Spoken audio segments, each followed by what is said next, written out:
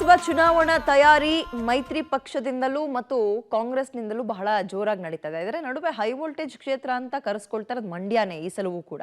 ಅದರಲ್ಲೂ no matter what ನಾನು ಅಲ್ಲಿಂದಲೇ ಕಂಟೆಸ್ಟ್ ಮಾಡ್ತೀನಿ ಅಂತ ಸುಮಲತಾ ಅವರು ಹೇಳಿದ್ದಾಗಿದೆ.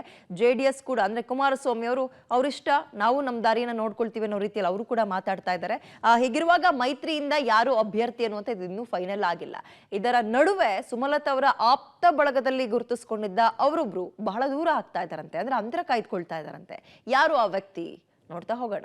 ಸಂಧಾನ ಬಳಿಕವೂ ಶಮನವಾಗದ ಮುನಿಸು, ಸುಮಲತಾ ಸಚ್ಚಿದಾನಂದ ಮಧ್ಯೆ ಮುಂದುವರಿದ ಅಂತರ. ಮಂಡ್ಯ ಲೋಕಸಭಾ ಅಖಾಡ ರಂಗೇರಿದೆ. ಅಂದು 2019ರ ಲೋಕಸಭಾ ಚುನಾವಣೆ ವೇಳೆ ಸುಮಲತಾ ನಿಖಿಲ್ ಮಧ್ಯೆ ಲೋಕಯುದ್ಧ ಜೋರಾಗಿ ನಡೆದಿತ್ತು. ನಿಖಿಲ್ ಪರ ಅವರ ತಂದೆ ಆಗಿನ ಸಿಎಂ ಕುಮಾರಸ್ವಾಮಿ ಸೇರಿದಂತೆ ಮಂತ್ರಿ ಮಂಡಲದ ಮಂತ್ರಿಗಳು ಸೇರಿದಂತೆ ಹಲವು ಘಟಾನುಘಟಿ ನಾಯಕರು ಅಬ್ಬರದ ಪ್ರಚಾರ ಮಾಡಿದ್ರು. ಇನ್ನೊಂದು ಕಡೆ ಸುಮಲತಾ ಅಂಬರೀಶ್ ಪರವಾಗಿ ಜೋಡೆತ್ತಿನ ರೀತಿ ಅಬ್ಬರದ ಪ್ರಚಾರ ಮಾಡಿದ್ದು ದರ್ಶನ್ ಮತ್ತು ಯಶ್. ಸುಮಲತಾ ಅಂಬರೀಶ್ ಅವರ ಗೆಲುವಿನ ಹಿಂದೆ ಕೇವಲ ದರ್ಶನ್ ಮತ್ತು ಯಶ್ ಅವರ ಪಾತ್ರದ ಜೊತೆಗೆ ಬ್ಯಾಕ್ ಬೋನ್ ಆಗಿ ಇಂದಿನ ಬಿಜೆಪಿ ಮುಖಂಡ ಇಂಡುವಾಳು ಸಚ್ಚಿದಾನಂದ ಕೆಲಸ ಮಾಡಿದ್ರು. ಇಂಡುವಾಳು ಸಚ್ಚಿದಾನಂದ ಸುಮಲತಾ ಅವರನ್ನ ಗೆಲ್ಲಿಸೋಕೆ ಎಲ್ಲಾ ನಾಯಕರನ್ನ ಒಗ್ಗೂಡಿಸಿ ಚುನಾವಣೆಯ ರಣತಂತ್ರವನ್ನ ಹೆಣೆದಿದ್ರು. ಸುಮಲತಾ ಅವರ ಗೆಲುವಿಗೆ ಈ ಅಂಶವೂ ಪ್ರಮುಖ ಕಾರಣವಾಗಿತ್ತು. ಇದಾದ ಬಳಿಕ ಸಚ್ಚಿದಾನಂದ ಕಳೆದ ವಿಧಾನಸಭಾ ಚುನಾವಣೆಯಲ್ಲಿ ಬಿಜೆಪಿಯಿಂದ ಶ್ರೀರಂಗಪಟ್ಟಣ ಕ್ಷೇತ್ರದಲ್ಲಿ ಸ್ಪರ್ಧೆ ಮಾಡಿದ್ರು. ಈ ವೇಳೆ ಸಚ್ಚಿದಾನಂದ ಪರ ಸುಮಲತಾ ಅವರು ನಾಮಿನೇಷನ್ ಫೈಲ್ ಹಾಗೂ ಒಂದು ದಿನದ ಪ್ರಚಾರದಲ್ಲಷ್ಟೇ ಕಾಣಿಸಿಕೊಂಡಿದ್ರು. ಇದು ಸಚ್ಚಿದಾನಂದ ಅವರಲ್ಲಿ ಅಸಮಾಧಾನ ಸೃಷ್ಟಿ ಮಾಡಿದೆ.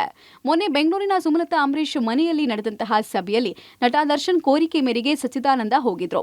ಈ ವೇಳೆ ಸುಮಲತಾ ಹಾಗೂ ಸಚ್ಚಿದಾನಂದ ಅವರ ನಡುವೆ ರಾಜಿ ಸಂಧಾನ ಕೂಡ ಆಗಿದೆ.